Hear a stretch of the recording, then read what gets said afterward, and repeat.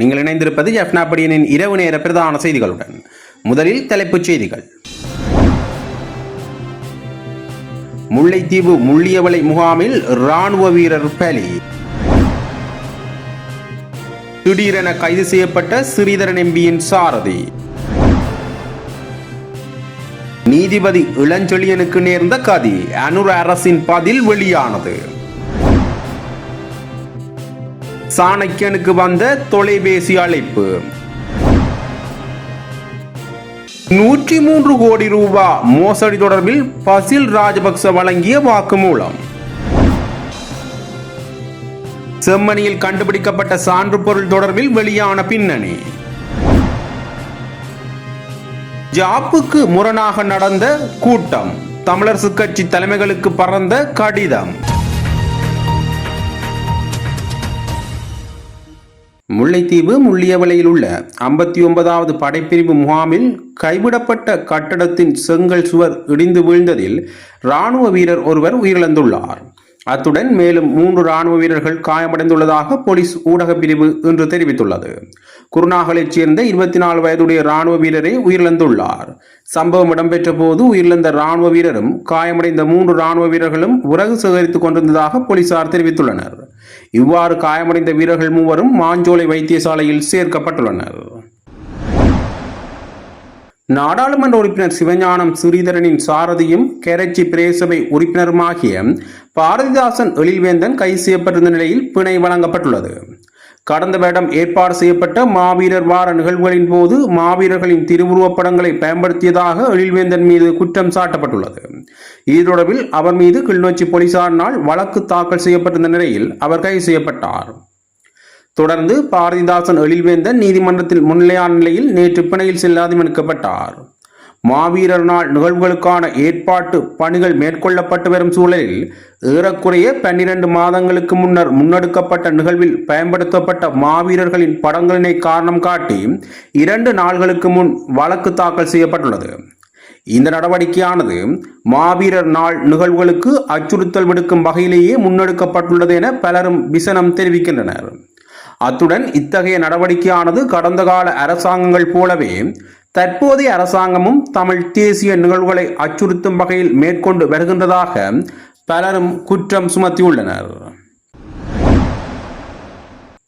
தனது பதவி உயர்வு தொடர்பில் ஜனாதிபதி அன்ரோகுமார திசாநாயக்கவுக்கு தான் அனுப்பிய 4 கடிதங்களுக்கும் எந்தவித பதிலும் கிடைக்கவில்லை என நீதிபதி இளஞ்செழியன் பிரித்தானியாவில் இடம்பெற்ற நிகழ்வொன்றில் தெரிவித்திருந்தார். இவ்வாறு இருக்க நீதிபதி இளஞ்செழியனுக்கு பதவி உயர்வு வழங்கப்படுவதற்கான சந்தர்ப்பம் இருக்கவில்லை எனவும், ஆனாலும் அவர் ஒரு நல்ல மனிதர் என அன்று அரசாங்கம் கூறலாம் என எதிர்பார்க்கப்பட்டிருந்தது. மேன்முறையீட்டு நீதிமன்ற நீதிபதியாக பதவி உயர்வு பெறுவதற்கான அனைத்து தகுதிகளும் நீதிபதி இளஞ்செழியனிடம் இருந்த போதிலும் அவரது பெயர் சூட்சமமாக பட்டியலிருந்து நீக்கப்பட்டது என அப்போது பேசப்பட்டிருந்தது. இந்த நிலையில் தனக்கு பதவி உயர்வு வழங்கப்படாது தனது தலைவிதி என கூறப்பட்டதாக இளஞ்செழியன் கூறியிருந்தார். எவ்வாறாயினும் ஜனாதிபதி நல்லவர் எனவும் அங்கே தவறு என்ன நடந்தது என்பது தனக்கே தெரியாது எனவும் அவர் குறிப்பிட்டிருந்தார். இவ்வாறு இருக்க நீதிபதி இளஞ்செழியன் மிகவும் நல்லவர் எனவும் சூழ்நிலை காரணமாக அவருக்கு சேவை நீடிப்பு வழங்கப்படவில்லை எனவும் அமைச்சரவை பேச்சாளர் நலிந்த ஜேதிச குறிப்பிட்டுள்ளமை குறிப்பிடத்தக்கது. உயிர் அச்சுறுத்தல் தொடர்பில் தனக்கு ஒரு தொலைபேசி அழைப்பு வந்ததாக மட்டக்களப்பு மாவட்ட நாடாளுமன்ற உறுப்பினர் சாணக்கியன் தெரிவித்துள்ளார். இது தொடர்பில் ஊடகங்களுக்கு கருத்து தெரிவிக்கும் போது அவர் மேலும் குறிப்பிடுகையில், இலங்கையில் ஜார் அமைச்சர்களாக இருக்கின்றார்கள் என்பது எங்களுக்கே தெரியாத நிலையில் அவர்களுக்கான உயிர் அச்சுறுத்தல் என்பது இருப்பதற்கான வாய்ப்பில்லை. ஜார் அமைச்சர்களாக உள்ளார்கள் என்பதை அவர்கள் எழுதி ஒட்டிக்கொண்டே இனிவரும் காலங்களில் வர வேண்டும். இல்லாதுவிட்டால் ஜார் அமைச்சர்கள் என்பதை தெரியாத நிலையே உள்ளது எனவும் குறிப்பிட்டுள்ளார். மிக முக்கியமாக இப்போ இந்த பாராளுமன்ற தேர்தலில் அதிகளவான மக்கள் மட்டக்களப்பு மாவட்டத்தில் எங்களோட கட்சியையும் என்னை நம்பி தான் வாக்களித்தவர்கள். நாங்கள் அதிகூடிய வாக்கால் வென்றிருக்கிறோம். ஆனால் துரதிருஷ்டவசமாக நாடு முழுவதும் இருக்கிற எல்லா மாவட்டங்களையும் சேர்ந்து தேசிய மக்கள் சக்தி அரசாங்கம் வந்தால் மக்களுக்கு நன்மை நடக்கும் என்று சொல்லி வாக்களிச்சிருக்கிறாங்க. தேசிய மக்கள் சக்தியிலே நாங்கள் குறை காணல. அவங்களோட போதைப் பொருள் கட்டுப்படுத்துறது இப்படியான விஷயங்களை நாங்களும் வரவேற்கிறோம். பாதாள கோஷ்டியை கட்டுப்படுத்துறது கடந்த காலத்தில் ஈஸ்டர் குண்டுவெடிப்பு போன்ற விடயங்களில் பயங்கரவாதிகளாக செயல்பட்ட எங்கட மாவட்டத்தில் இருக்கிற சில பயங்கரவாதிகளை எதிராக நடவடிக்கை எடுத்து இதெல்லாம் வரவேற்க வேண்டிய விடயங்கள். ஆனால் ஒரே ஒரு குறைபாடு இருக்கு என்னன்னு சொன்னால், இப்போ கடந்த ஒரு வருஷமாக இப்போ என்ன சொல்கிறாங்க, ஊழல் நிப்பாற்றம், மோசடியை நிப்பாற்றம், போதைப்பொருள் விடுங்க, ஊழல் நிப்பாற்றம், வீண் செலவுகளை நிப்பாற்றம்னு சொல்கிறாங்க தானே. ஒரு வருஷமாயிட்டு இந்த வீண் செலவுகளை நிப்பாட்டினவர்களுடைய செலவு மிச்சம் பிடிச்ச காசுங்கன்றது எங்களுக்கும் பிரச்சனையாக இருக்குது. இப்போ கடந்த வருடம் 2024ஆம் ஆண்டு நான் தனியாக 400 மில்லியன் ரூபா பெறுமதியான வேலை திட்டங்கள் இந்த மாவட்டத்தில் என்னுடைய பன்முகப்படுத்தப்பட்ட நிதியினூடாக மாவட்ட செயலகம் பிரதேச செயலகம் ஊடாக வேலை நடந்திருக்கு. இன்றைக்கு நாங்கள் சில இடங்களில் போய் பார்வையிட்டாங்க. திருச்செந்தூரில் நாங்கள் கட்டி கொடுத்த ஒரு அன்னதான சபை, இன்றைக்கு நாங்கள் போய் பார்வையிட்டாங்கள். ஆலயங்கள் எங்களோட மதஸ்தலங்களையும் நாங்கள் கட்டியெழுப்ப தான் வேணும், பள்ளிக்கூடங்களையும் கட்ட வேணும், ஆலயங்கள் புனரமைக்க வேணும். இப்போ ஏன் எங்களோட இந்த வட்டாரத்தில் இருக்கிற எங்களுடைய கப்பலேந்திய மாதாவா கப்பலேந்திய மாதா கோயிலுக்கு காசு போட்டினாங்க, மைதானத்துக்கு போட்டினாங்க, வைரோன் கோயிலுக்கு போட்டினாங்க. கிட்டத்தட்ட 30-40 ஒரு 50 லட்சம், ஒரு 30-40 லூத்து மாதம் எல்லாத்தையும் சேர்த்து ஒரு 50 லட்சத்துக்கு மேலே நான் எந்த பன்முகப்படுத்தப்பட்ட நிதியில் அது எந்த காசு இல்லை, உங்களோட வரி காசு நாங்கள் மத்திய அரசாங்கத்திலிருந்து பறிச்சு கொண்டு எங்களோட மக்களுக்கு கொடுக்குறோம். ஆனால் இந்த வருஷம் 2024ஆம் ஆண்டுக்கான பன்முகப்படுத்தப்பட்ட நிதி ₹1 கூட எம்பி மேருக்கு இல்லை. ஒரு பாராளுமன்ற உறுப்பினர் இப்போ நிறைய இடங்களில் ஜேபி நியமனம், அதாவது இந்த என்ன சொல்கிற ஜேபிக்கு சமாதான நீதிவான், அதுலேயும் நகர் பிரதேசங்களில் சமாதான நீதிவான்கள் இலகுவாக கண்டுபிடிக்கலாம். சில கிராமப்புறங்களில் சமாதான நீதிவான் ஒருவர் தேடி போகிறேன்னு சொன்னால் அது ஒரு பெரிய கஷ்டம். அந்த தேவையானவர்களுக்கு சமாதான நீதிவான் பதவி கூட இந்த பாராளுமன்றத்தில் கொடுக்க இயலாது. ஏன் பாராளுமன்றத்தில் பேசவே விடுறாங்களே இல்லை. கடந்த பாராளுமன்றத்தில் என்று சொன்னால் நீ புலி கத்தாத என்று சொல்லி சண்டை பிடிப்பாங்க, ஆனால் சண்டை பிடிச்சி பேசலாம். இதில் பேசுகிறேன்னு சொல்லி சொன்னால் நான் கண்டைக்கு சொன்னேன் சபாநாயகர் நான் எழும்ப மட்டக்களப்பில் ஒரு பெரிய ஒரு சம்பவம் நடந்தது. அன்றைக்கு நான் எழும்பி வெள்ளவண்ணேகன் எழும்பி பேச இல்லை இது முக்கியமான விஷயங்கள் நீங்கள் இருக்க வேணுமென்றார். நான் சொன்னேன் சபாநாயகர் உங்களை போல இந்த வெள்ளத்துக்கு அடைச்சி வருந்தானே உரிமட்டைகள். நான் சொன்னேன் சபாநாயகருக்கு நீங்கள் இந்த வெள்ளத்தில் அடைஞ்சி ஒரு உரிமட்ட மாதிரி பாராளுமன்றம் வந்தால் என்ற தேசிய மக்கள் சக்தி என்ற அந்த அலையில் வெள்ளத்தில் அவர் 3ஆவதாக 4ஆவதாக புலனர்வு மாவட்டம் தெரிவு செய்யப்பட்டு சபாநாயகராக வந்தவர். நான் அப்படி வரல. உங்களோட அரசாங்கத்துடைய என்பிபி அலையை எதிர்த்து நின்று, என்பிபி சுனாமியை எதிர்த்து நின்று மட்டக்களப்பு மாவட்டத்தில் வெண்டு வரலாறுல மட்டக்களப்பு மாவட்டம் அதிகூடிய வாக்கெடுத்து பாராளுமன்றம் வந்த எனக்கு எங்கட மக்கள் மட்டக்களப்பு மாவட்ட மக்களோட பிரச்சனை நீங்கள் கயக்க வேணாம் என்று சொல்கிறதுக்கு உங்களுக்கு அதிகாரம் இல்லை என்று சொல்லி தான் நான் பேசினேன். நான் இதை ஏன் சொல்கிறேன்னு சொன்னால், நாங்கள் அரசாங்கத்தை நல்ல விஷயங்களை வரவேற்கிறோம், ஆனால் எங்களோட மக்களோட பிரச்சனைகளை நாங்கள் தீர்த்து கொள்ள இயலாட்டி பிறகு இந்த அரசாங்கம் ஊழல்வாதியில் பிடிச்சால் என்ன பிடிக்காட்டி என்ன, ஊழல்வாதியை பிடிப்ப இந்த அரசாங்கம் வேற என்ன சொன்னவங்க என்ன நாடு அது உகாண்டா நாட்டில் மஹிந்த ராஜபக்ஷ குடும்பம் கொள்ளையடித்த காசு $18 பில்லியன் இருக்குன்னு சொன்னாங்க. 18 பில்லியன் $10 10% இந்த நாட்டுக்கு 180 மில்லியன் வந்தாலே 10% சாரி 1.8 பில்லியன் சரி ஒரு வீதம் வந்தாலே எங்கட இந்த மாவட்டத்தில் இருக்கிற பல பிரச்சனை நாங்கள் முடிக்கலாம். $1 மில்லியன் $300 மில்லியன் இலங்கை ரூபா 1 மில்லியன். அப்போ எங்களுக்கு அதில் ஒரு வீதம் வந்தாலே 18 பில்லியனில் அதை 300 பேருக்குன்னா எத்தனை கோடிக்கணக்கில் வரும். இந்த சனசமூக நிலையம் எல்லாம் எங்கள்கிட்ட கேட்க தேவையில்லை. ஆனால் நாங்கள் மக்கள் எதிர்பார்த்து வாக்களித்தது அதுகள்.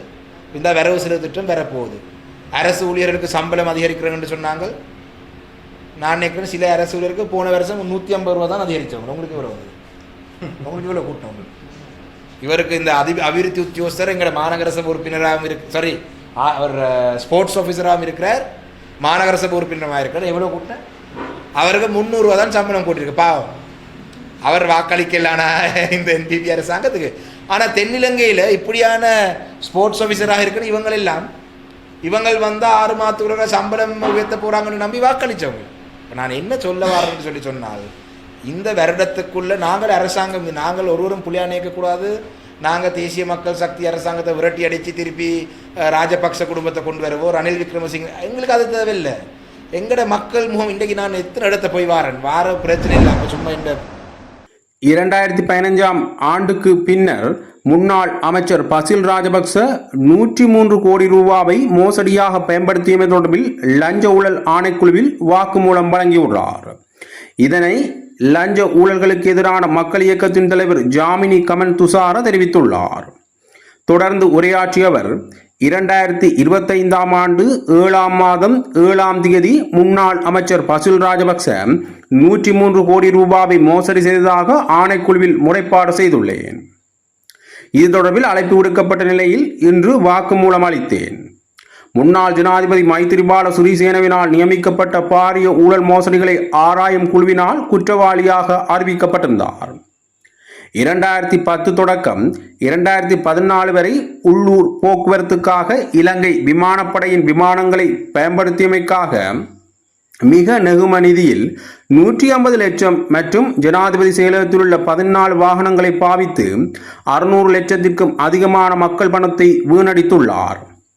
யுத்தம் நிறைவடைந்த பின்னர் 2015ஆம் ஆண்டு பிரபுக்கள் பாதுகாப்புக்காக கடற்படை வீரர்கள் 64 பேரும் இராணுவத்தில் 84 பேரும் பயன்படுத்தியதற்காக 200 லட்சம் வீணடிக்கப்பட்டுள்ளதாக கண்டுபிடிக்கப்பட்டுள்ளது. இது தொடர்பில் சீக்கிரம் நடவடிக்கை எடுக்குமாறு கேட்டுக்கொள்கின்றேன் என்றார். யாழ்ப்பாணம் அரியாலை பகுதியில் உள்ள செம்மணி இந்து மயானத்தில் மேற்கொள்ளப்பட்டு வரும் அகழ்வாராய்ச்சியின் போது கண்டுபிடிக்கப்பட்ட ஆதார பொருளான S25 என பெயரிடப்பட்ட காலனி 1980 மற்றும் 1995 ஆண்டுகளுக்கு இடையில் தயாரிக்கப்பட்டு விநியோகிக்கப்பட்டுள்ளமை உறுதிப்படுத்தப்பட்டுள்ளது. செம்மணியில் அகழ்வாராய்ச்சி பணிகள் மற்றும் அதன் முன்னேற்றம் தொடர்பில் விசாரிக்கவும் அடுத்த கட்ட அகழ்வாராய்ச்சி தொடர்பில் தீர்மானிக்கவும் நீதிபதி லெனின் குமார் முன் நேற்று விசாரணைக்கு எடுத்துக் கொள்ளப்பட்டது. வழக்கு விசாரணைகளை மேற்கொண்டு வரும் குற்றப்புலனாய்வு பிரிவின் விசேட விசாரணை குழுவால் மேலதிக விசாரணை அறிக்கை மூலம் யாழ்ப்பாணம் நீதவான் நீதிமன்றத்தில் அறிக்கையிடப்பட்டது. இந்த வழக்கின் விசாரணையை மேற்கொண்டு வரும் குற்றப்புலனாய்வு பிரிவின் 2 அதிகாரிகள் நீதிமன்றத்தில் முன்னிலையாகியிருந்தனர். இதன்போது தொடர் மழை காரணமாக செம்மணி மயானத்தில் சுமார் 1.5 அடி உயரத்திற்கு நீர் தேங்கியுள்ளதால் அகழ்வாராய்ச்சி பணிகளை மேற்கொள்வது நடைமுறைக்கு சாத்தியமில்லை எனவும் நீதிமன்றத்தில் தெரிவிக்கப்பட்டது. அதன்படி செம்மணி மனித புதைகுழியில் இதுவரை கண்டெடுக்கப்பட்ட 239 எலும்புக்கூடுகள் தொடர்பாக நீதித்துறை நடவடிக்கைகளை ஆரம்பிக்கவும் இதற்காக தனது தலைமையில் 7 பேர் கொண்ட விசேட குழுவை நியமிக்கவும் குழுவின் உறுப்பினர்களின் பெயர்களை நீதிமன்ற ஒப்புதலுக்காக சமர்ப்பிக்கவும் அவர் நீதிமன்றத்தை கோரினார். குறித்த கோரிக்கையை பரிசீலித்த நீதிபதி இந்த பணிக்கு அனுமதி வழங்கியதுடன் மேலும் இது தொடர்பாக மேற்கொள்ளப்பட வேண்டிய தடயவியல் மருத்துவ பணிகள் தொடர்பில் டிசம்பர் 15ஆம் தேதி நீதிமன்றத்திற்கு தெரிவிக்குமாறு மருத்துவ அதிகாரிக்கு தெரிவித்திருந்தார். எனினும் குற்றப்புலனாய்வு பிரிவு முன்னர் குறிப்பிடப்பட்ட S25 என பெயரிடப்பட்ட காலனி தொடர்பாக மேலும் விசாரணை அறிக்கையை நீதிமன்றத்தில் சமர்ப்பித்திருந்தது. மேலும் நீதிமன்றத்தால் முன்னர் தெரிவிக்கப்பட்டபடி காலனி தொடர்பான விசாரணைக்காக காலனி உற்பத்தி நிறுவனத்திற்கு அனுப்பப்பட்டது. அதனைத் தொடர்ந்து நிறுவனம் மூலம் இந்த விடயத்தில் ஒரு அறிக்கையை அனுப்பியுள்ளதுடன் உற்பத்தி நிறுவனம் குறித்த காலனி 1980 முதல் 1995 வரை தயாரிக்கப்பட்டு சந்தைக்கு விநியோகிக்கப்பட்டது என தெரிவித்துள்ளது. அதன்படி செம்மணி இந்து மயானத்தின் பாதுகாப்பை உறுதி செய்யவும் CCTV கேமராக்கள் பொருத்தப்பட்டதிலிருந்து தொடர்ந்து அப்பகுதியை கண்காணிக்கவும் குற்றப்புலனாய்வு பிரிவுக்கு மேலதிக விசாரணைகளை நடத்தி நீதிமன்றத்தில் அறிக்கை சமர்ப்பிக்க நீதிபதி உத்தரவிட்டுள்ளமை குறிப்பிடத்தக்கது.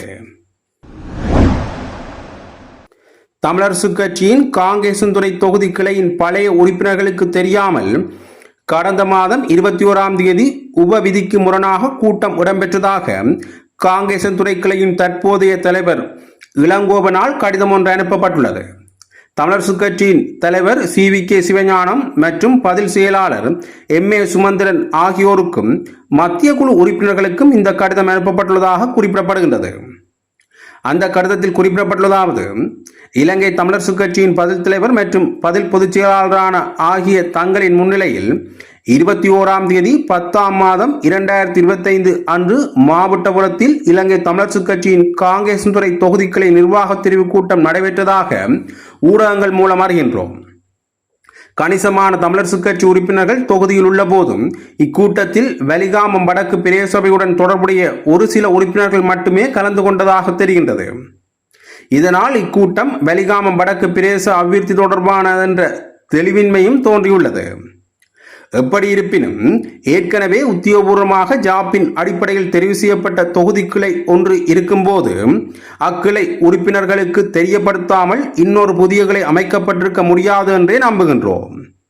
இலங்கை தமிழரசு கட்சியின் காங்கிரஸ் துறை கிளையின் தேர்ந்தெடுக்கப்பட்ட நிர்வாக குழு என்ற பொறுப்புடன் 2025 அக்டோபர் 21 நடத்தப்பட்டதாக கூறப்படும் நிர்வாக தெரிவு கட்சியின் ஜாப்பிற்கு அமைவாக நடத்தப்படவில்லை. அதன் காரணமாக அது செல்லாது என்பதையும் கட்சியின் ஜாப்பின்படி தேர்தல்கள் நடைபெறும் வரை கட்சியின் காங்கிரஸ் துறை தொகுதி கிளையின் நிர்வாகமே 2/12/2023 அன்று தெரிவான உறுப்பினர்கள் தொடர்ந்து செயல்பட எம்மை தேர்ந்தெடுத்த மூலக்கிளை உறுப்பினர்களுக்கும் அத்தெரிவின் போது கலந்து கொண்ட கட்சியின் முக்கியஸ்தர்களுக்கும் கடமைப்பட்டுள்ளோம். ஜாப்பை மீறும் செயல்பாடுகள் கட்சிக்குள் மேலும் நெருக்கடியை அதிகரிப்பதுடன் ஆதரவாளர்கள் மற்றும் பொதுமக்களிடையே அவப்பேரை ஏற்படுத்தும் என்பதை மரியாதையுடன் சமர்ப்பிக்கின்றோம் என குறிப்பிடப்பட்டுள்ளது. அத்துடன் இந்த கடிதம் தொடர்பாக சாதகமான பதில் இல்லையெனில் இன்னொரு வழக்கு தமிழரசு கட்சியின் பதில் தலைவர் பதில் செயலாளருக்கு எதிராக தாக்கல் செய்யப்பட வாய்ப்புள்ளதாக தெரிவிக்கப்படுகின்றமை குறிப்பிடத்தக்கது. தொடர்ந்தும் செய்திகளை அறிந்து கொள்ள ஜெஃப்னாபுடியின் யூடியூப் தளத்தோடு இணைந்திருங்கள். நன்றி, வணக்கம்.